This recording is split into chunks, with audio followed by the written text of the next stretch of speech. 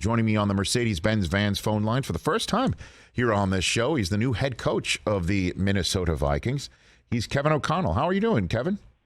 Rich, I'm doing well. How are you? I'm great. How you getting ready for your first draft as an HC in the NFL? What's up with that? Oh, you know what? It's the way the schedule works out. You're getting ready for that while also installing your systems and meeting with the players in the building. So these days are full, but we got a great process. Kwesi's done an unbelievable job kind of laying out, how we want to go about this process collectively. And coaching staff came in and really embraced, kind of getting to know these prospects and how we want to really play on offense and defense and how any potential guy we would pick kind of fits into that. And it's an ongoing process. We still have, a few days here. We got more players coming in on their 30 visits, and the whole thing has been a positive experience so far, but as we get down closer to it, we'll get locked in and feel really good about where we're at. Have you had your first moment ever pounding the table for a defensive player in one of these meetings,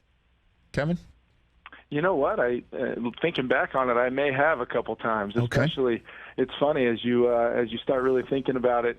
Being a former quarterback, I tend to really look at those guys that hit the quarterback a lot. Yes, sir. And those guys seem to jump off the tape to me. But whether it's rushers or linebackers on the second level, DBs, there's a lot of really, really good players in this draft, and a lot of players that can really help us and fit into what we're trying to do. I love talking to people about journeys and their journeys, and yours is fascinating to me. Did you get a call from Bill Belichick on draft day back in 2008, Kevin O'Connell? I did. What was that like? Yeah, he, it was about 8 to 10 picks before my name got called, and it was back then. That was back when the draft took place pretty early on Saturday and Sunday. Right. When that Sunday round started, the third round, I think California might have started at 7 o'clock in the morning. So I was up. It was obviously didn't sleep all that much the night before, and then the first voice I heard on the phone the next day was Coach Belichick and asking me some final questions before they pulled the trigger. And what an opportunity it was for me to go there and be around some of the people, players and coaches that I got to be around. It really started kind of my football journey, like you talked about, that finds me here as the head coach of the Minnesota Vikings. Yeah, so each and every part of the process was, I feel like it helped me. I feel like it put me kind of in the best possible place I could be to be where I'm at now, where my feet are planted, and I'm very, very thankful for my time there, obviously. Sure. And so you were there as a rookie, and then Brady blows his knee out, right? You were there for that whole situation? First game, yep. Absolutely. And we, at the time, Matt Castle and myself, we weren't entirely sure who was going to go in the game. And then, Matt gets his number called and goes in the game, and what a season he had, and to be there kind of every step of the way with Matt, and obviously being around a great coach like Josh McDaniels and so many of the great players we had on offense and defense that year. It really, I mean it when I say it. My football journey wouldn't be what it has been, and I don't know if I'm sitting here without some of the principles and things that I learned through my time there. Albeit it was short. I wish it would have been a lot longer, to be honest with you. But getting to transition from being a part of that organization to the New York Jets and have some success there and see things done completely differently, kind of shaped, like I said, it shaped who I am as a coach today through those experiences. And so before we get to the here and now a little bit, I imagine, did you not have that much interaction with Brady because he was out with the knee injury, or what was your exposure to Brady in any way, shape, or form back in that day? Yeah, I've always had so much respect for how he treated me as a rookie, when obviously through the off season, post draft, and into training camp, and then obviously the injury happens, and that was a big deal when Tom had been under center for so many years in a row and so many snaps in a row at that point, and then to obviously he goes off and he's handling his rehab and doing what he needs to do to make sure he was able to come back that next season. But the second he was able to, he was back in the building, supporting Matt, in the quarterback room again, and I just remember there was no question that I couldn't ask that he wouldn't put some time and thought into answering and really cared about the things he shared, about the position, about playing the game, about leadership, all those things that make him the greatest to ever do it. You get to be around that on a daily basis. You'd be crazy to not absorb as much as you can, but I kind of lived by the golden rule of making sure that I was definitely seen and not heard very much when Tom was in that room, and there was a lot to be learning on my end as a young player. Kevin O'Connell, the new head coach of the Minnesota Vikings, here on the Rich Eisen Show, and then when your playing career is over, you get into coaching.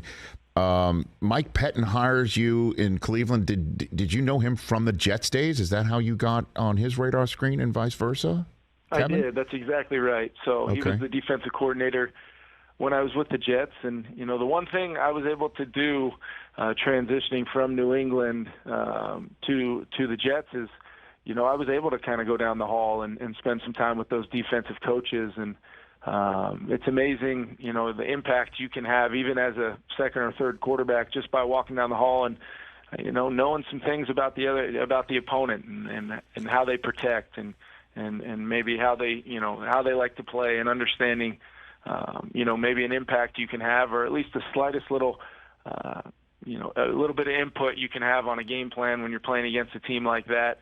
I felt like, I was going to do whatever I could to help our team win, and whether that was in the quarterback room with Mark Sanchez or that was down the hall with the defensive coaches, every player, in this league just wants to have an impact to help their team win. And at that time, my impact wasn't going to be on the field, so I tried to do whatever I could, with those guys. And with that, not only with, Mike Pettin and Rex Ryan, but that whole defensive staff, there were some real strong relationships that got formed, and I've kept up with a lot of guys, from that staff to this very day, and including Mike Pettin, who's now our assistant head coach here. That's it. Isn't that amazing, man? How it all works out, and especially since you wind up in Washington as a quarterbacks coach, and your first quarterback when you were there is Kirk Cousins, and look who's your guy now. It's it's crazy how this stuff works. That's exactly right, and it's I was only able to be around him that one season in 2017, but right. Yeah.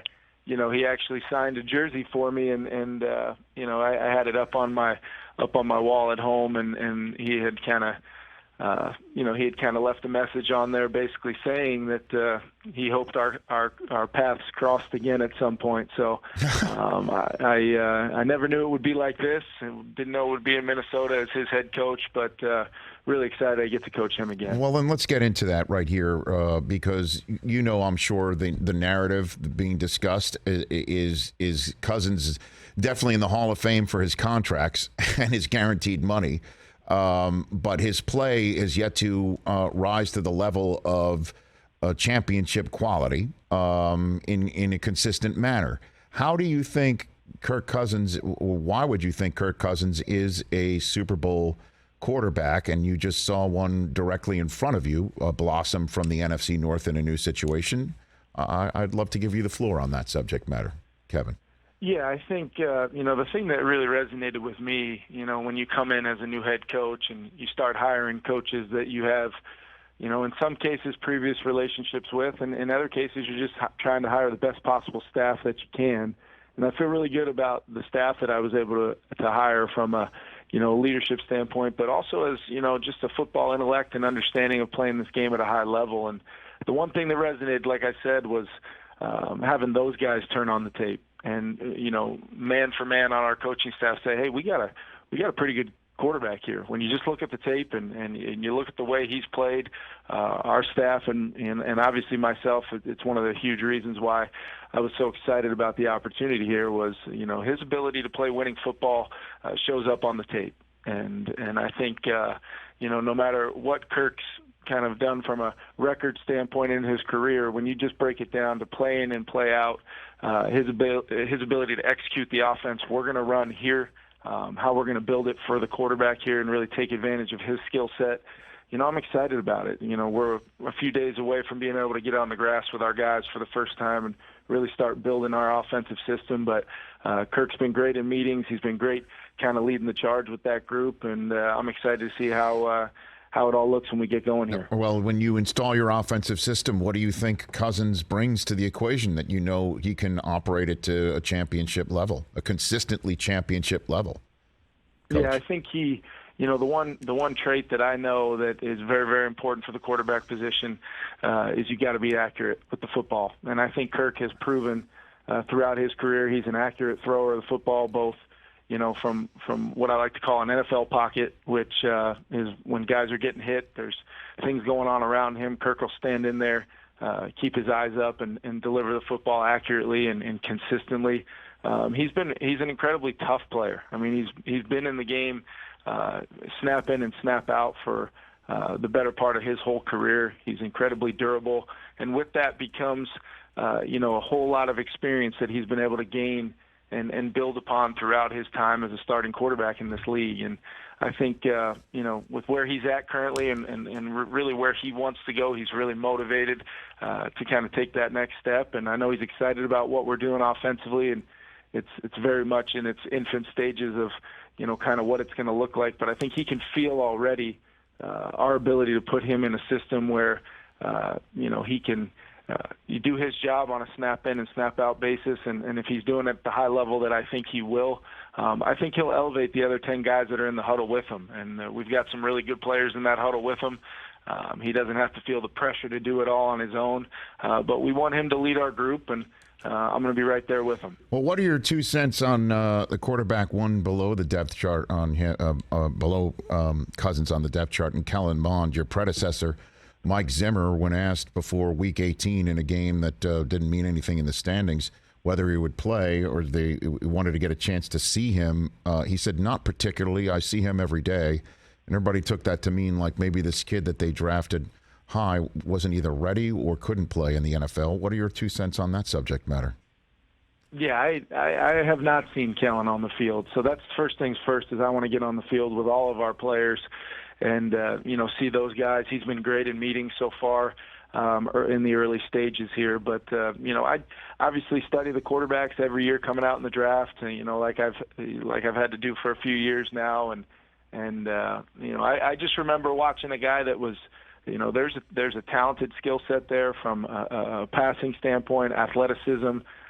He had some real success there at A&M, and I think anytime you look at a guy after 1 year in the NFL, and even through the process, of a rookie year, I think it's I speak from experience when I say that I wish I wasn't judged solely upon my rookie year, as a quarterback in this league, because I felt like I improved and I felt like I grew mentally and became a better potential player for the teams that I played for. I never really got to get on the field again after that, and that's a huge regret of mine. But one of the things I want to make sure that I do is give all of our players, and Kellen's absolutely included in that, the chance to come in here and just work hard every single day, to do the things we're asking from a big picture standpoint, a culture standpoint, a team building standpoint. But then on an individual standpoint, Rich, I want Kellen to come in here and feel like he can embrace our offense and be the best possible version of himself as a quarterback in this league. And that's a minute-to-minute process. And once we get on the grass, we'll be able to really see where he's at.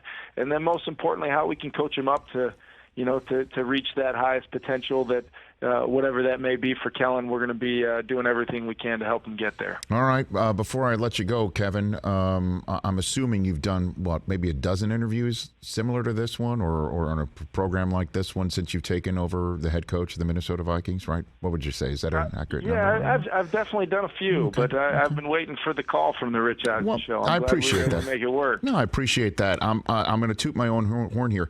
Is this the longest an interviewer has gone with you without bringing up the name Sean McVay? Is this the longest anyone's gone? What do you think? I think it's about 10 minutes longer than anyone else has gone. So you absolutely, I've been bursting at the seams. You absolutely get the you get the credit for that. But now I can't miss my opportunity to to talk about Sean and his great influence on me, because I absolutely couldn't say anything but wonderful things about him as a leader over the last couple of years, getting to be around him as a play caller.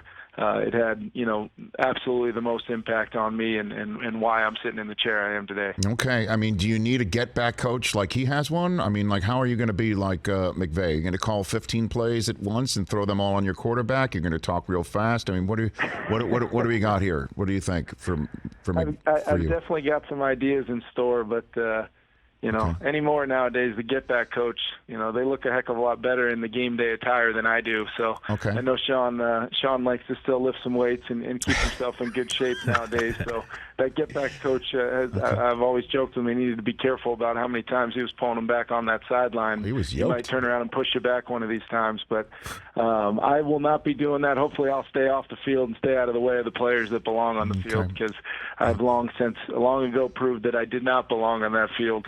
So now I'm doing what I'm doing, and I'm loving it. And then what was your perspective on the drive that everyone's going to be talking about here in Los Angeles forevermore, where Stafford and the fourth down call and going with the run with Kupp, and then that no-look pass to Kupp, and then Kupp 19 times with all those flags, he finally got in the end zone. What was that perspective for you in that final drive of the Super Bowl championship, Kevin? Yeah, I think I give the Bengals a lot of credit because they made some things hard on us that day, and obviously they were prepared to try to take away a lot of the things that we were able to have success with throughout the year. But tons of credit to obviously Sean and our coaching staff, and then Matthew and Cooper and the rest of our guys on offense for going and overcoming a lot on that drive, overcoming a lot in that game to go get that ball in the end zone. And it really didn't matter how we did it. I just knew that with that guy playing quarterback for us and with Cooper Kupp able to make the plays that he did, and there was a lot of other plays in that drive that people may not, remember like other what? Guys in that huddle making plays. I mean, Bryson Hopkins catching a couple balls there to extend drives. I mean, unbelievable performance by the offensive line. We essentially dropped back and threw it 12, 13 times on that drive, and those guys protecting against a really good front. And it was an absolute battle, but that's how that game's supposed to be, and it made it that much more worthwhile to kind of celebrate that thing after not only we got it in the end zone, but then Aaron Donald and the guys on the other side got that stop. Yeah, I mean, the offense with Stafford and Kupp set the bar very high for Cousins and Jefferson, but you guys got that. That's a connection right there that I'm sure you can exploit, and I look forward to watching that, Coach. Thanks for the time. Yeah, appreciate it. Yeah, I appreciate it, Rich. You got it. And since you said you've been looking for this call, that means you have to look for multiple ones. So you just kind of walked into that standing invitation. There you go. You just let me know when. I appreciate it. Thanks for the time. Enjoy your first draft. I appreciate it. You got it. That is Kevin O'Connell, the head coach of the Minnesota Vikings, right here on the Rich Eisen Show. Hey, you watched all the way to the end. Thanks for that. Watch more right here.